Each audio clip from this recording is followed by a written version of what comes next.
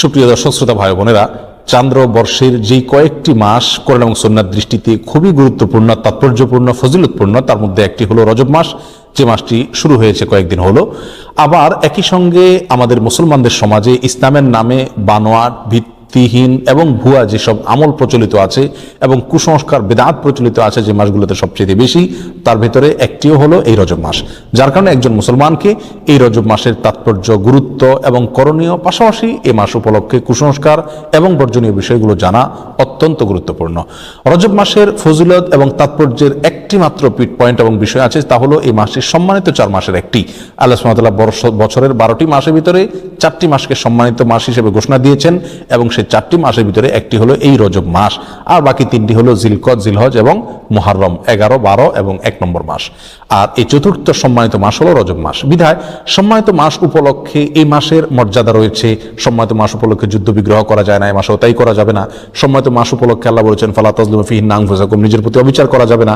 বিধায় গুনাহ খাতা ইত্যাদি করা যাবে না, পাপাচার ইত্যাদি অন্য মাসের চাইতে এই মাসে না করার ব্যাপারে বেশি সচেতন এবং সাবধান থাকতে হবে। এটি একটি গুরুত্বপূর্ণ দিক এই মাসের।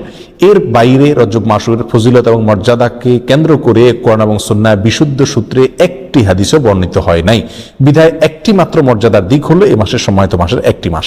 এই মাসকে কেন্দ্র করে যে সমস্ত ভুল ধারণা বা কুসংস্কার আমাদের সমাজে প্রচলিত আছে এবং সমাজে ছেয়ে আছে, তার ভিতরে প্রধান এবং সবচেয়ে বড় কুসংস্কারের বিষয় হলো অনেকেই মনে করেন রজব মাসটি হলো মেরাজের মাস এবং এই মাসের 27 তারিখে রাসূল আকরাম সাল্লাল্লাহু আলাইহি ওয়াসাল্লামের মেরাজ হয়েছে, এই ধারণা অনেক মুসলমানরা রাখেন এবং অনেকের ভিতরে এটা বদ্ধমূল আছে।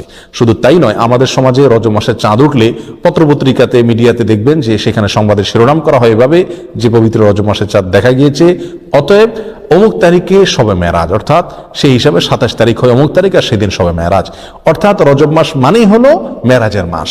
এই মাসের মূল প্রতিপাদ্য বিষয় হলো মেরাজ, যার কারণে এই মাসের অনেক ফজিলত এবং অনেক গুরুত্ব এবং মর্যাদা আছে বলে অনেকে মনে করে থাকেন, অথচ এর সাথে কোরআন এবং সুন্নাহর ন্যূনতম কোনো সম্পর্ক নাই। হাদিস শাস্ত্রের ইতিহাসে সবচেয়ে বড় মাপের হাদিস বিশারদদের একজন হলেন হাফেজ ইবনে হাজার আল আসকালানী রাহিমাহুল্লাহ। হাফেজ ইবনে হাজার আসকালানী রাহিমাহুল্লাহর নাম জানেন না অথবা তার ইলম থেকে উপকৃত হননি এমন একজন আলেমও সারা পৃথিবীতে খুঁজে পাওয়া কঠিন হবে। সেই হাফেজ ইবনে হাজার আল আসকালানী রাহিমাহুল্লাহ বলেছেন যে ওয়াদাকারা বাজুল কুসা আছে, কোন কাহিনী রিসাইটার, কোন গল্পবাজ বক্তা তারা মানুষদেরকে বলে, বা গল্পবাজ লেখক তারা মানুষদেরকে জানায় যে নবী ইসলামের মেরাজের ঘটনা নাকি রজব মাসে হয়েছে এবং রজব মাসের 27 তারিখে হয়েছে। তিনি বলেন যে ওয়াদালিকা কিজবুন, আর এটা মিথ্যাচার। নবী আলাইহিসসালামের নামে তিনি রজব মাসের 27 তারিখে তার মেরাজ হয়েছে এরকম কোনো গ্রহণযোগ্য বর্ণনা পাওয়া যায় না। নবী আলাইহিসসালামের মেরাজ হয়েছে এটি ঠিক, এবং ইসরা হয়েছে সেটি কোরআন দ্বারা প্রমাণিত, বিদায় সেটাকে অস্বীকার করলে ইমানই থাকবে না, সেটি আরেক বিষয়। কিন্তু রজব মাসে হয়েছে এবং রজব মাসের 27 তারিখে হয়েছে, এর কোনো ভিত্তি, গ্রহণযোগ্য কোনো ভিত্তি কোরআন অথবা সহিহ সুন্নাহর কোথাও পাওয়া যায় না। নবী আলাইহিস সালামের মেরাজটা ঠিক কোন মাসে হয়েছে, কোন দিনে হয়েছে, কোন সময় হয়েছে, এই প্রসঙ্গে ইমাম ইবনে তাইমিয়া রাহিমাহুল্লাহ বলেছেন যে বিশুদ্ধ কোনো বর্ণনা দ্বারা কোনো মাসের কথা নিশ্চিতভাবে জানা যায় না, কোনো দিনের কথা জানা যায় না, কোনো সময়ের কথা, তারিখের কথা জানা যায় না যে অমুক তারিখে, অমুক দিনে, অমুক মাসে নবী সাল্লাল্লাহু মেরাজ হয়েছে। মেরাজ হয়েছে এটি নিশ্চিত, কিন্তু তার তারিখটা সংরক্ষিত নয় এবং এ বিষয়ে যতগুলো বর্ণনা পাওয়া যায় তার কোনোটি গ্রহণযোগ্য নয়। বিধায় এই মাসকে মেরাজের মাস এবং এই মাসের 27 তারিখে শবে মেরাজ এর রাত মনে করে সে রাতে বিশেষ কোনো আমল করা, এই রাতকে বিশেষ কোনো পদ্ধতিতে উদযাপন করা, এটি হলো রজব মাসের সবচেয়ে বড় বিদআত, যার সঙ্গে ইসলামী শরিয়ার কোনো সম্পর্ক নাই। সম্মানিত ভাই বন্ধুগণ, আমরা সেই আমলটাই করব সওয়াবের উদ্দেশ্যে যে আমলটি কোরআনে অথবা নবী আলাইহিস সালামের হাদিসে বর্ণিত হয়েছে। এর বাইরে কোনো কিছু যদি আমরা করি সেটার নাম বিদআত হবে। বিধায় রজব মাসকে কেন্দ্র করে এই মেরাজ উদযাপন করা, শবে মেরাজ উদযাপন করা, এগুলো সবগুলো বিদআত হবে, এগুলো সবগুলো পরিত্যাজ্য হবে। আল্লাহ তাআলা আমাদেরকে বুঝার তৌফিক দান করুন। সম্মানিত ভাইয়েরা, যদি আমরা ধরেও নেই যে রজব মাসেই এবং রজব মাসের 27 তারিখে নবী আলাইহিস সালামের মেরাজ হয়েছে, তারপরও একটা কথা থেকে যায়, তা হলো নবী আলাইহিস সালামের মেরাজ হয়েছে মক্কায় এবং মক্কার শুরুর দিকে। তিনি এই মেরাজের ঘটনার পরে মক্কায় দীর্ঘদিন ছিলেন, মদিনায় দীর্ঘদিন ছিলেন, তার মৃত্যুর পরে তার সাহাবায়ে কেরাম দীর্ঘদিন ছিলেন। এই দীর্ঘ ইতিহাসের কখনো সাহাবায়ে কেরামের কেউ অথবা নবী আলাইহিস সালাম স্বয়ং নিজে কখনো এই মেরাজ উপলক্ষে কোনো প্রকার আমল, রাত্রি যাপন, দিনে রোজা বা কোনোভাবে এটাকে উদযাপন করা, আলোচনা পর্যালোচনা করা বা এই ধরনের কোনো কর্মসূচি তিনি দিয়েছেন বা পালন করেছেন, এরকম কোনো কথা কোনো হাদিস থেকে পাওয়া যায় না বিশুদ্ধভাবে। অতএব এই আমলটি আমরা যারা করে থাকি রজব মাসকে কেন্দ্র করে শবে মেরাজের উদযাপনের আমল, এটি সম্পূর্ণভাবে বিদআত এবং পরিত্যাজ্য। আল্লাহ সুবহানাহু ওয়া তাআলা আমাদেরকে বুঝার তৌফিক দান করুন। এর সাথে ইসলামের শরিয়ার কোনো প্রকার সম্পর্ক নাই। রজব মাসকে কেন্দ্র করে দ্বিতীয় যে আমলটি প্রচলিত আছে আমাদের সমাজে, সেটা হলো সালাতুর রাগায়েব। এই আমলটিরও কোনো গ্রহণযোগ্য ভিত্তি কোরআন সহিহ সুন্নাহয় পাওয়া যায় না। এই আমলটি বিদআত এবং কুসংস্কারের অন্তর্ভুক্ত। অনেকেই বর্ণনা করে থাকে একটা হাদিসটি বর্ণনা করেছেন আনাস রাদিয়াল্লাহু তাআলা আনহু, যে রাসূল আকরাম সাল্লাল্লাহু আলাইহি ওয়াসাল্লাম নাকি বলেছেন যে কোনো ব্যক্তি যদি রজব মাসের প্রথম বৃহস্পতিবার দিবাগত রাতে 12 রাকাত নামাজ পড়ে, নফল নামাজ, এবং সেটা মাগরিব এশার মাঝখানে 2 রাকাত করে পড়ে, প্রথম রাকাতে সূরা ফাতিহা, এরপরে 3 বার সূরা ইন্না আনজালনা ফি লাইলাতুল কদর, এরপরে 10 বার সূরা কুল হুয়াল্লাহ, সিজদাতে বিশেষ সংখ্যক তাসবিহ এবং এরপরে বিশেষ সংখ্যক দুরূদ রাসূলের প্রতি, এগুলো যদি কেউ করে তার জীবনের সব গুনাহ মাফ করে দেওয়া হবে ইত্যাদি ইত্যাদি। এটাকে সালাতুর রাগায়েব বলা হয়। প্রিয় বন্ধুগণ, এই সালাতুর রাগায়েব সম্পর্কিত এই যে হাদিসটি পেশ করা হয়ে থাকে, এটি নবী আলাইহিস সালামের কোনো হাদিসের কিতাব থেকে খুঁজে পাওয়া যায় না। এই সম্পর্কে মুহাদ্দিসিনে কেরাম একেবারে সুস্পষ্ট মন্তব্য করেছেন যে এটি জাল এবং ভিত্তিহীন। একটি টাকার নোট যখন ব্যাংক থেকে ওইটাকে জাল হিসেবে চিহ্নিত করে দেওয়া হয়, এটা যেরকম অচল হয়ে যায়, এই হাদিসটিকে মুহাদ্দিসিনে কেরাম ঐক্যবদ্ধভাবে যেহেতু জাল বলে চিহ্নিত করেছেন, বিধায় এটাও অচল এবং গ্রহণযোগ্য নয়। রজব মাস উপলক্ষে তৃতীয় যে আমলটি প্রচলিত আছে তা হলো একটি দোয়া বেশি বেশি করে পড়া, আর সেটি হলো আল্লাহুম্মা বারিক লানা ফি রজব ওয়া শাবান, অর্থাৎ হে আল্লাহ, আপনি আমাদেরকে রজব এবং শাবান মাসে বরকত দান করুন, ওয়া বাল্লিগনা রমাদান, আর আমাদেরকে রমজান পর্যন্ত আপনি পৌঁছায় দিন, অর্থাৎ রমজান যেন আমরা লাভ করতে পারি। এই দোয়াটি বর্ণিত হয়েছে মুসনাদে আহমদে। আর যেই বর্ণনায় এই দোয়াটি বর্ণিত হয়েছে সেই বর্ণনার ভিতরে একজন বর্ণনাকারী আছেন যার নাম হলো যায়েদা ইবনে আবি রিকাদ। এই বর্ণনাকারী সম্পর্কে ইমাম বুখারী রাহিমাহুল্লাহ বলেছেন যে মুনকারুল হাদিস, তার হাদিস গ্রহণযোগ্য নয়। আর ইমাম নাসাই রাহিমাহুল্লাহ বলেছেন যে তাকে আমি চিনি না। অন্য এক কিতাবে তিনি বলেছেন সে মুনকারুল হাদিস, এবং ইবনে হিব্বান রাহিমাহুল্লাহ তার সম্পর্কে মন্তব্য করেছেন যে এই লোকের বর্ণিত কোনো হাদিস গ্রহণযোগ্য নয়। অতএব সমস্ত মন্তব্যের ভিত্তিতে এই হাদিসকেও বলা যায় এটি বিশুদ্ধ নয়। তবে যেহেতু এই দোয়ার অর্থের ভিতরে কোনো মন্দ দিক নেই, খারাপ দিক নেই, অতএব কেউ এটাকে সাধারণভাবে যদি পড়ে তাতে তেমন কোনো দোষণীয় বিষয় এটাকে বলা যাবে না। কিন্তু এটাকে নবী আলাইহিস সালামের দিকে সম্বন্ধ করা এটা বিশুদ্ধ নয়। চতুর্থত যে আমলটি রজবকে কেন্দ্র করে প্রচলিত, সেটা হলো এই মাস উপলক্ষে বিশেষ কোনো পশু জবাই করাকে অনেকে সওয়াব মনে করেন। এটি মূলত আইয়ামে জাহিলিয়াতে, ইসলাম পূর্ব যুগে প্রচলিত ছিল, যেটাকে আতিরা বলা হয়। তারা রজব মাসে বিশেষ পশু জবাই করতো, যেমন আমরা কোরবানির মাসে জিলহজ মাসে কোরবানি করে থাকি, এবং এটাকে খুব সওয়াবের কাজ মনে করতো, খুব ভালো কাজ মনে করতো। ইসলাম তাদের সেই প্রথাকে সম্পূর্ণভাবে রহিত করেছে, বিলুপ্ত করেছে। এই সম্পর্কে বহু বিশুদ্ধ হাদিস বর্ণিত আছে। বিধায় রজব মাস উপলক্ষে বিশেষ কোনো পশু জবাই করা এটাকে সওয়াবের কাজ মনে করা যাবে না। অন্য মাসে জবাই করেন সেসব এই মাসেও করেন, সেটা ভিন্ন বিষয়, কিন্তু সওয়াবের অংশ হিসাবে এই মাসে কোনো পশু জবাই করা যাবে না। রজব মাস উপলক্ষে 5 নম্বর যে আমলটি প্রচলিত আছে অথচ তার কোনো গ্রহণযোগ্য ভিত্তি ইসলামী শরীয়তে নাই, তা হলো এই মাসে বেশি বেশি নফল রোজা রাখা এবং ইতিকাফ করা। অনেকে এটাকে খুব সওয়াবের কাজ মনে করেন যে রজব মাসে বেশি বেশি করে নফল রোজা রাখতে হবে।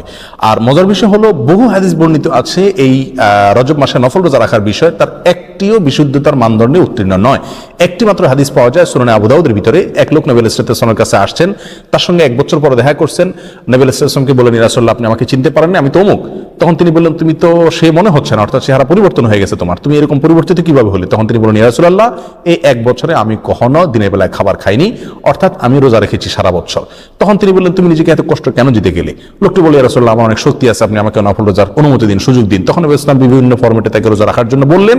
একটা পর্যায়ে সে বাড়াইতে আরো বাড়াইতে চাইলো, আরো বেশি রোজা রাখতে চাইলো। তখন নবী ইসলাম তাকে বললেন, তুমি সম্মানিত মাসে রাখিও, সম্মানিত মাস চলে গেলে ছেড়ে দিও রোজা, এভাবে করে রাখিও তুমি।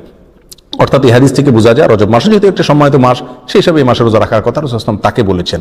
এই হাদিসে মূলত তাকে স্পেশালি বলা হয়েছে, এবং সম্মানিত মাস, এটা রজবের সাথে খাস নয়। বিধায় রজব মাসে নফল রোজার বিশেষ কোনো ফজিলত আছে এরকম মনে করাটা বিশুদ্ধ নয়। রজব মাসকে কেন্দ্র করে আরেকটি আমল প্রচলিত আছে, তা হলো উমরা বেশি বেশি করা। বিশেষ করে সৌদি আরবে প্রচলিত আছে, আর শিয়াদের ভিতরে এটা বেশি প্রচলিত আছে। শিয়ারা গোটা রজব মাসকে কেন্দ্র করেই অনেক আনুষ্ঠানিকতা করে থাকে, যার একটা প্রভাব আমাদের সমাজে পড়েছে। কারণ শিয়াদের অনেক প্রভাব এখন আমাদের সমাজে রয়ে গেছে, যার কারণে রজব মাসকে খুব বেশি ঘটা করে আমরা অনেকেই উদযাপন করে থাকি। তার ভিতরে একটি একটি কাজ অনেকেই করে থাকেন, তা হলো বিশেষভাবে ওমরা। মনে করেন যে রজব মাসে ওমরা করলে বেশি সওয়াব হবে এবং এটাকে ওমরায়ে রজবিয়া বা রজব মাসের ওমরা বলা হয়, অথচ এই সম্পর্কে নবী আলাইহিস সালাম থেকে বিশুদ্ধ কোনো হাদিস পাওয়া যায় না। একটি হাদিস আছে সহিহ বুখারীতে, আব্দুল্লাহ ইবনে ওমর রাদিয়াল্লাহু আনহু বর্ণনা করেছেন, তিনি বলেছেন নবী আলাইহিস সালাম 4টি ওমরা করেছেন এবং তার একটি ছিল রজব মাসে। তখন আম্মা জান আয়েশা রাদিয়াল্লাহু তাআলা আনহা তাকে খণ্ডন করে বলেছেন যে নবী আলাইহিস সালামের 4টি ওমরার প্রত্যেকটি ওমরায় তিনি সঙ্গে ছিলেন, তার কোনো ওমরা রজব মাসে ছিল না। অতএব সহিহ বুখারীর এই সুস্পষ্ট হাদিস থেকে বোঝা গেল রজব মাসে ওমরা করার বিশেষ কোনো ফজিলত নেই। অন্য মাসে কেউ ওমরা করে সেই হিসাবে এই মাসেও করতে পারে, যেমনিভাবে রজব মাসে রোজারও বিশেষ কোনো ফজিলত নেই, কিন্তু অন্য মাসে কেউ 13, 14, 15 চাঁদের এই তারিখগুলোতে অথবা সম্বিশুদ্ধ রোজা রাখে, সেই হিসাবে কেউ রোজা যদি রাখে এটা ভিন্ন কথা, কিন্তু রজব হিসাবে যদি কেউ রাখে তাহলে সেটা বিদআত হবে। রজব মাসকে কেন্দ্র করে অনেক জাল এবং ভিত্তিহীন হাদিসে বর্ণিত হয়েছে। তার ভিতরে একটি হলো রজব আল্লাহর মাস, শাবান রাসূলের মাস, আর রমজান হলো তার উম্মতের মাস। এরকম একটা হাদিস অনেকে বর্ণনা করে থাকেন। এই হাদিসকে হাফেজ ইবনে হাজার আসকালানি রাহিমাহুল্লাহ বলেছেন, এই হাদিসে বর্ণনাকারীদের ভিতরে আবু বকর আন-নাক্কাশ নামে একজন বর্ণনাকারী আছেন, যে লোকটি মিথ্যুক এবং রাসূল সাল্লাল্লাহু আলাইহি ওয়াসাল্লাম নামে হাদিস বানানোর ক্ষেত্রে সে বিখ্যাত।